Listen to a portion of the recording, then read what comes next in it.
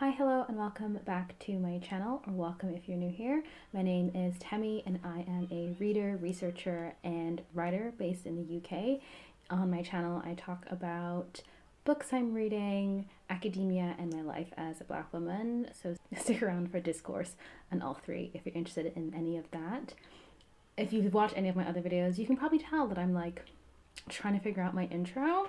It never feels comfortable. I don't like it. I do not like presenting to camera, but here we are. Today I will be talking about my favorite and recommended books on social media and society. As you can see on the title, I am a PhD researcher and also a tech policy consultant and analyst, and I think very deeply and very broadly about what we call the internet or the web and social media, and how it impacts and influences us, and how we impact and influence and change that. My PhD research is on the notion of digital intimacy and how Black women experience and construct that, and my almost decade-long career so far in this field has looked at questions of privacy and security, of the Internet of Things, of different theoretical frameworks like Black feminism, and bringing that for questions about justice and algorithmic injustice, on tech policy, on lobbying. The reason why I gave it that sort of like mini CV is because I have thoughts about these, and I also think I'm someone who is very well versed and capable on providing recommendations on these topics. So for this video, I am going to be presenting how many? 1, 2, 3, 4, 5, 6, 7 books broadly around social media, technology, the web, online life, and different aspects of society, because I am, probably a critical thinker. A lot of this isn't around like necessarily culture and like internet subcultures, although I could do a video on that if I find that interesting. I'm not sure if I do. It's much more about critical analysis around the way that those two things intersect, and broadly what it means for humans and society, particularly around things like racism, discrimination, democracy, feminism, online lives, and all of that. So beginning, sorry, I just have a list here on my computer. Beginning with later published to most recently published, the first book that I'm going to recommend and one that I have read is called Irresistible, and it is by Adam Alter. It's also a very rare book in that this is written by a man. I'm pretty sure this is written by a white man as well, which I just do not tend to read or recommend because it's just been like shoved down my throat in most of my career. This book is called Irresistible: Why You Are Addicted to Technology and How to Set Yourself Free. I remember reading this maybe in 2017 or 18. It was published in 2017, so it's a few years old now. But what I really like about this book is that it is a psychological, so from like the discipline of psychology, analysis of how our phones and social media keep us addicted and get us addictive. It also offers really helpful advice on like how we can use technology differently, long before the tech bros et al. And productivity bros were talking about like doing detoxes and everything. I think this is really an interesting book if you're wondering about the psychology of why you're addicted, but also the psychology from a design perspective. So like one of the nuggets I remember learning from this book is that there was a discussion about the notification little button on our apps being red, right? And like he breaks down the psychology of why that's red and why that's so addictive. I think it is a really easy read about sort of the psychology behind these things. And if you're interested to sort of like get an understanding of one, why these things are addictive, but also two, why tech executives do this, so it's also like I guess somewhat of an analysis of capitalism, then I would recommend that book. There's also lots of articles on this, but if you're looking for something in a book format, then Irresistible is a good one. The second book is Weapons of Math Destruction: How Big Data Increases Inequality and Threatens Democracy. This is by Kathy O'Neill, and this was also published in 2017. I believe this is one of the first books that I wrote a book review for, and I really enjoyed that process of reading and annotating and then like providing pretty much like, you know, a Cliff Notes overview of what the book was, but then also like a little analysis of it. This book, I would say, Kathy provides an excellent primer on algorithms and AI. And so if you're someone who is like, I'm hearing about AI at the time, I know algorithms in terms of like how it shapes my content recommendations and what I see in social media, but like I don't really know what an algorithm is and there's no judgment in that, then Kathy is a really excellent writer on breaking down exactly what an algorithm is. I believe she used to work in finance as a mathematician on Wall Street, and she was someone who was building and writing these mathematical models and how they were being used in the financial industry. And so she provides a lot of really accessible case studies in this book to illustrate how algorithms shape society in areas such as like credit applications and getting jobs, in healthcare, and also in social media. I think what she does in this book is that she uses it through like, she talks about these issues through like the arc of someone's life, and so the ways that like algorithms would be impacting you at different crucial areas of your life. I think it's a brilliant title, Weapons of Math Destruction, because that is what algorithms are. And for me, it also really illustrates how they are shaped by humans and shaped by people. You know, AI and algorithms are these just sort of like self-developing tools. People shape them and people create them. So I think for someone who's interested in understanding what an algorithm is and how it can shape our lives, this book is a really excellent and really accessible starting point.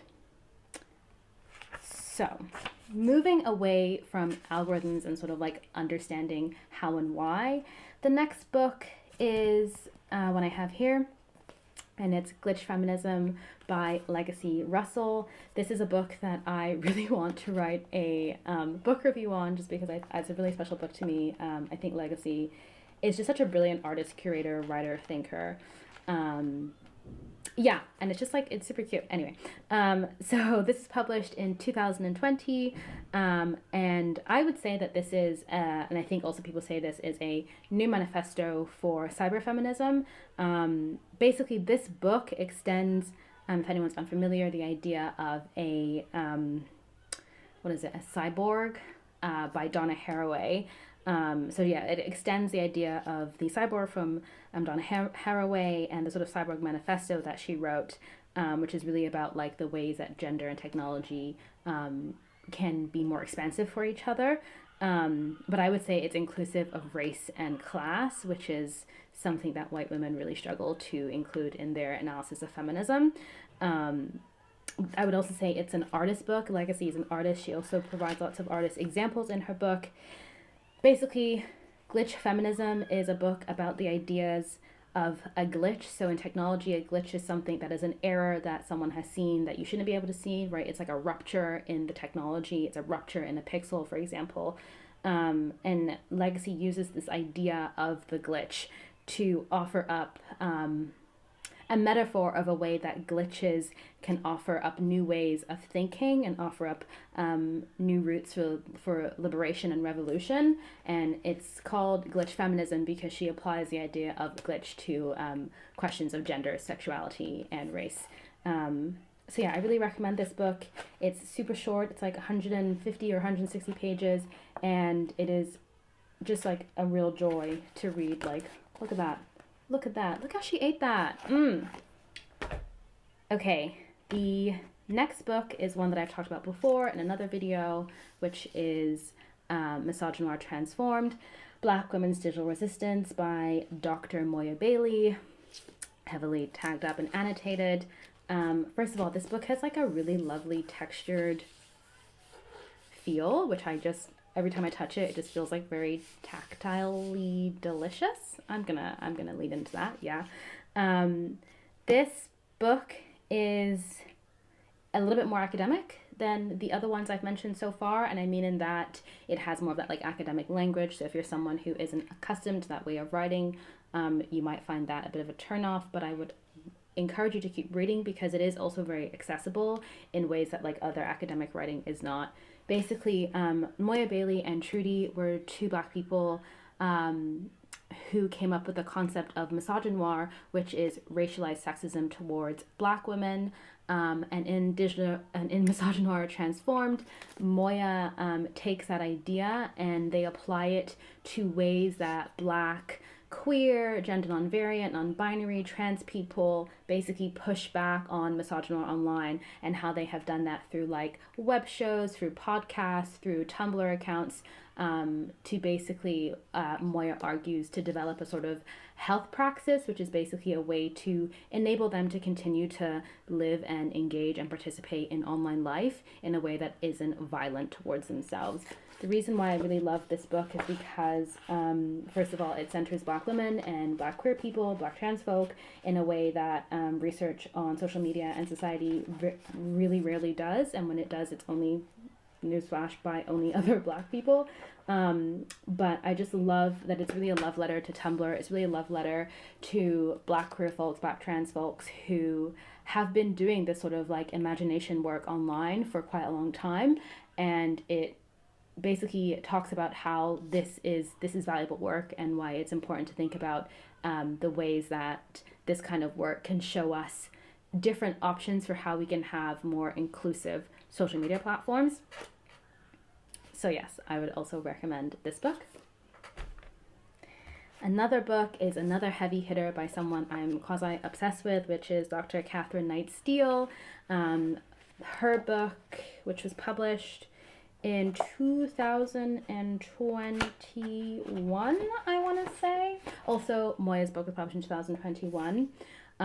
Again, another absolutely gorgeous cover, and also has that nice, like, I don't know, textured feel. Yeah, anyway, so digital Black feminism.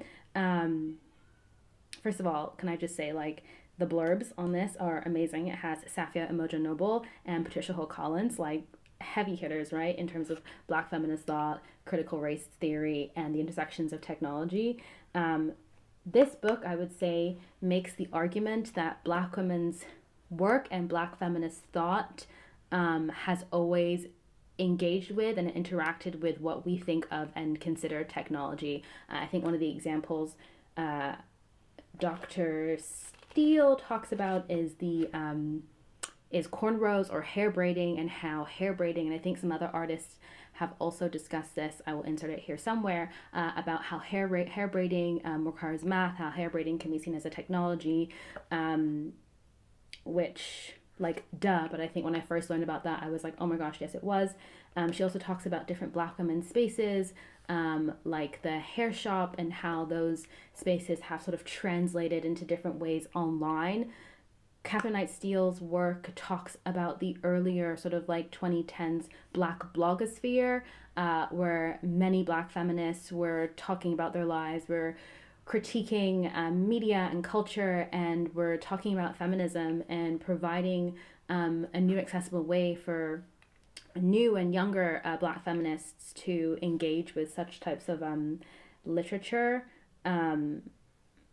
Basically, she positions Black women at the center of questions and discourse about technology, and she does a really, really great work. She does a really great job of making that argument.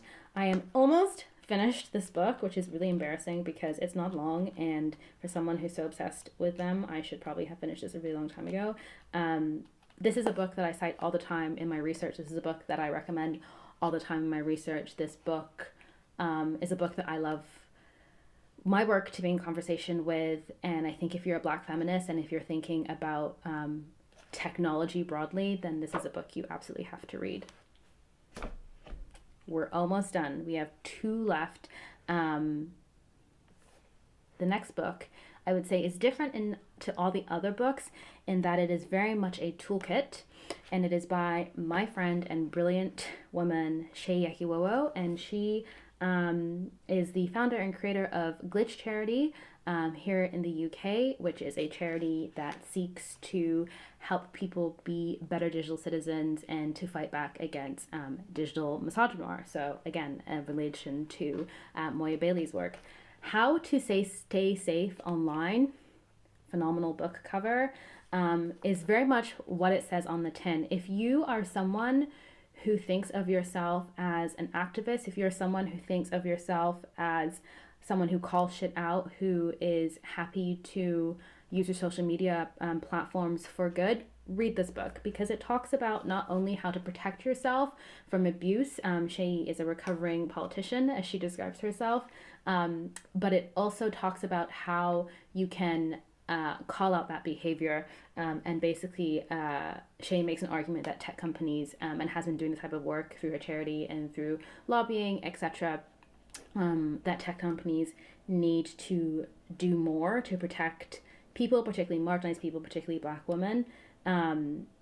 It also provides like a really helpful toolkit and like step-by-step way of like how to navigate questions of so-called cancel culture. And spoiler alert slash little promo, I have an academic article coming out really soon that makes a link between Black feminist thought, platforms, and cancel culture. So stay tuned for that. But yeah, basically it is actually, I would say, one of the only books to provide some sort of a toolkit rather than a sort of concluding thoughts and like what needs to be different. This book addresses that from the very get-go. And if I didn't say so, that was published in 2022. It was a good year for books from and by Black women in 2020 onwards, about social media and society. The last book in this list is from my friend and colleague, Dr. Francesca Saband. Sorry, I just got distracted by how pretty it is. Look at this. Look at this. Again, has this nice textured feel. Make more books with a nice textured feel, please, publishers. Big brands are watching you. I have not read this book, so I cannot discuss it. I just realized there's a book missing. Hold on. Okay, we're back. I have the second book. I'll talk about that in a minute. This was published literally weeks ago by Francesca, signed edition, and it is basically about how do brands understand morality, how do brands understand morality and current affairs in the marketplace as a brand, as a marketer. Why do they speak out about so-called current affairs, i.e. Palestine, Black Lives Matter, Congo, climate justice, why and why not, and when and how do they decide that it is worth it for them to do that or not? I'm thinking of Nike here, right? If you're interested in marketing and the intersection of social media and social justice and a critical analysis of this book, then I would highly recommend it. I haven't read it, but Francesca is a phenomenal scholar. Literally Google her, look at her research. She is amazing. I can't say more than that because I haven't read it, but if you're interested in those issues or those questions, I would recommend this book. I might do a book review video of some of Francesca's work. But yeah, it's just also just like a great read. Her writing is so accessible for really, really thorny and complex issues. And the final book is another book from Dr. Francesca, which is The Digital Lives of Black Women in Britain. Again, a great book cover. I think Francesca took this photo herself, if I'm not mistaken. This book is basically a overview summary of the ways that Black women engage with digital media and social media throughout their lives. There's various chapters like Black women's digital, creative, and cultural industry experiences, Black women in media from a representation perspective, and then Black diaspora women, sort of like collectivity and resistance. So this will be talking to Catherine's work and to Moya's work, and then also to Shay's work, actually. that this is actually probably a really good syllabi. So if there's any academics in here that are thinking about, oh, how do I think about Black feminist work, society, and technology, the books I've just been talking about, do that. I think this book could be read in chapters. So what I mean by that is that like all of the chapters would work really neatly as just like an individual read. So if there's a specific area you're really interested in, then I would recommend that. If you're interested in understanding or thinking about the ways that Black women engage with digital media, from a perspective of like Black British women. And I say that because I think a lot of cultural analyses, a lot of critical analysis of women and social media and gender comes from an American perspective, because of the fact that most platforms that we use as social media platforms are from American companies, right? And also just like American imperialism also impacts online. Then this is really helpful because it provides also another Western perspective, and that it's the UK, but a slightly different one, right? When we think about Black feminism, when we think about standpoint theory and how we understand that if you are Black and a woman, then you will have similar experiences, but your standpoints might be slightly different depending on that context. Then this book has it from the context of Black Britishness. And hi, editing Tammy here. I just want to say that I was saying Black Britishness when I actually mean Black women's life in Britain, and that's different because you could be a Black woman who is not quote unquote British, but also in the UK. And I think it's really important that I say this because one, this book is not about Black Britishness, and two, it's more inclusive of, let's say, Afro Caribbean, South American Black women, and African women's experiences engaging with media in the UK, which is also a very oft non-included perspective in literature on race and technology. And it's one that I know that Cheska is really passionate about as a Black Scottish woman as well. So just wanted to say that. Actually, I would say it's quite important because to be Black in the UK is different to be Black in the US, obviously, but the nuances and how that happens, Cheska talks about. And I think one way that it's really easy to understand that difference is through the media and the ways that like a lot of Black British actresses, media, cultural, and creative workers actually have to end up sort of emigrating to the US to try and get like that sort of big break. And so Francesca's work sort of talks about why that happens, with an approach of centering Black women's lived experiences through interviews and archival work. So those are the books that I would say are my favorite and are my recommended reads on the relationship between social media and society. I would love to know if you have read any of these, if you want to read any of these, and if you have any other questions about social media and society, because it is literally my job to think about them. Thank you so much for watching, and I will see you in the next one.